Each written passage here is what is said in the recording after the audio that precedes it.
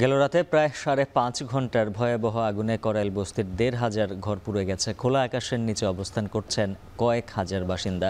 সহায় সম্বল হারিয়ে দিশেহারা অবস্থা তাদের। যুক্ত আছেন সহকর্মী আতিক মেজবা লগ্ন জানাবেন গত রাতের ভয়াবহ অগ্নিকাণ্ডে ক্ষতিগ্রস্তদের তালিকা শুরু হয়েছে কিনা আর বর্তমান চিত্র কেমন। উজ্জ্বল, কিছুক্ষণ আগেই আসলে ফায়ার সার্ভিসের পক্ষ থেকে জানানো হয়েছে যে গতকালকে যে আগুন নিয়ন্ত্রণে নিয়ে আসা হয়েছিল সেটি আসলে নির্বাপিত করা হয়েছে, অর্থাৎ চূড়ান্তভাবে আগুনের নির্বাপন ঘটেছে।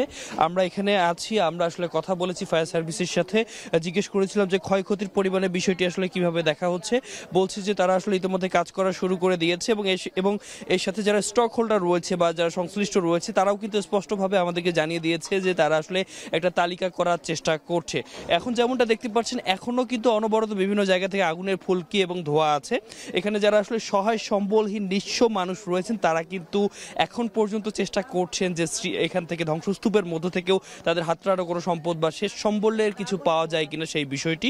এবং আমরা একই সাথে দেখেছি রেড ক্রিসেন্ট সহ অন্যান্য যে স্বেচ্ছাসেবী সংগঠনগুলো রয়েছে তারা কিন্তু এখানে এসেছে, তারা মেডিকেল ক্যাম্প চালাচ্ছেন। যেহেতু ফায়ার সার্ভিসের পক্ষ থেকে বলা হয়েছে কোনো হতাহতের বিষয় এখানে এখন পর্যন্ত পাওয়া যায়নি, এরপরেও আসলে কেউ নিখোঁজ রয়েছে কিনা সেই বিষয়েও কিন্তু একটা জরিপ তারা চালাচ্ছে এবং তারা চেষ্টা করছেন যে সার্বিকভাবে ক্ষয়ক্ষতির পরিমাণের পাশাপাশি আসলে যারা এখানে সর্বহারা হয়েছেন তাদেরকে আসলে একটা ভালোভাবে আসলে তাদের আসলে কোনো ক্ষয়ক্ষতির পরিমাণ হয়েছে কিনা সবকিছু আসলে একটা নিরূপণ করা বা নিরীক্ষণের একটা চেষ্টা কিন্তু চলছে। তবে যে জায়গাটিতে আমরা রয়েছি এখন কিন্তু আসলে এখানে ধ্বংসস্তূপ ছাড়া কিছু নেই, যেহেতু 90 একর জমির মধ্যে এখানে আসলে প্রায় 10,000 পরিবার রয়েছে জানা যায় এবং এখানে প্রায় প্রত্যেকটি পরিবারেও আসলে একাধিক সদস্য থাকার কারণে প্রায় ধারণা করা হয় যে এখানে প্রায় 1.5 লাখেরও উপরে আসলে যারা মানুষ এখানে ছোট্ট ঘিঞ্জি পরিবেশের মধ্যে বাস করে। তো সেই জায়গা থেকে কিন্তু একটা দীর্ঘশ্বাস বা মানুষের যে আহাজারি সেটি কিন্তু আমরা এখন দেখতে পাচ্ছি। যেহেতু আগুন নেই কিন্তু যে ধ্বংসস্তূপ রয়েছে সেখানে কিন্তু মানুষ আসলে যারা সাধারণ যারা আসলে নিম্ন আয়ের খেটে খাওয়া মানুষজন রয়েছেন তারা কিন্তু শেষ পর্যন্ত তাদের যে